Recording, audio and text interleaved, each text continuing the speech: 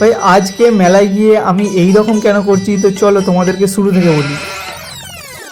Hello everyone, আমি সৌমেন, আর আজকে আমি চলে এসেছিলাম আমাদের গ্রামের মেলায়। আর গ্রামে ঢুকতেই দেখি এই নিয়ে আমার দিকে এইভাবে তাকিয়ে আছে। তারপর ওনাকে বাদ দিয়ে আমরা পকোড়ার দোকান থেকে পকোড়া খেয়ে তারপর চলে আসি কসমেটিক্সের দোকানে। ও আমি তো ভুলেই গেছি আমার দেয়ার কেউ নেই। আর তারপরেই এক দল মেয়ে আমার দিকে এইভাবে তাকিয়ে আছে দেখে আমি তো ভাই লজ্জায় পুরো লাল হয়ে গেছিলাম। বেটা বেয়াদবি কিন্তু বেশি হয়ে যেতেছে। আর ভাই মেলাতে শুধু আমরাই নয়, এখানে ভূতেরাও এসেছিল, তাই এই গাড়িগুলো এরকম আশ্চর্যভাবে ঘুরেই যাচ্ছিল। আর আমি ভাবছিলাম এখান থেকে মায়ের জন্য এই কড়া খুন্তিগুলো নেবো, কিন্তু আমার তার আগের দিনের রাত্রের মাঠটা মনে ছিল। আর এখানে দোলনাতে চেপেই ভাই এদের শুরু হয়ে গেছে ভাই সেই দোলনা ট্রেন।